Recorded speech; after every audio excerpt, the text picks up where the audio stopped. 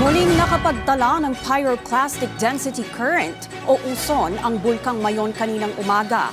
Kaugnay niyan, mahigpit ang pagbabantay ngayon ng mga otoridad sa 6-kilometer permanent danger zone ng bulkan. Si Gary Carillo ng Radyo Pilipinas Albay sa sentro ng balita.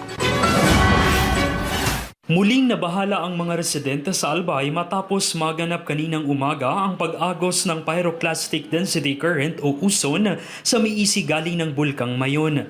Dahil dito, mahigpit ang pagbabantay ng mga tauhan ng Philippine National Police at Philippine Army sa mga border control point ng bulkang Mayon para matiyak na walang makakapasok sa loob ng 6-kilometer permanent danger zone ng bulkan. Pinag-aaralan na rin ng Albay Public Safety and Emergency Management Office o APSEMO ang mga hakbang na gagawin sa mga bumabang volcanic materials.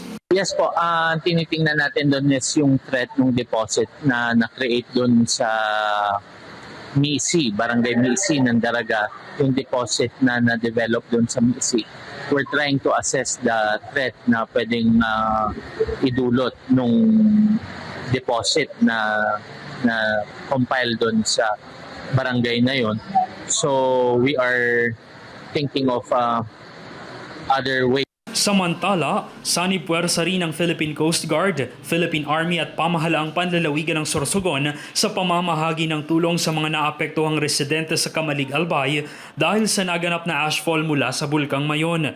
Aabot sa higit 1,000 pamilya ang tumanggap ng food packs mula sa Sorsogon.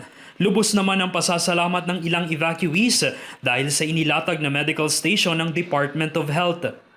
Kung pwede, matulungan lang kami kahit kaunti sa awa ng Panginoon.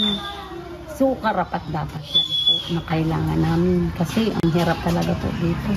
Sa mabilis na pagtugon ng pamahalaan sa pangangailangan ng mga residenteng apektado ng pag-aalboroto ng bulkang Mayon, ramdam na ramdam ang malasakit ng administrasyon ni Pangulong Ferdinand Marcos Jr. Mula rito sa Albay, para sa Integrated State Media, Gary Carillo ng Radyo Pilipinas, Radyo Publiko.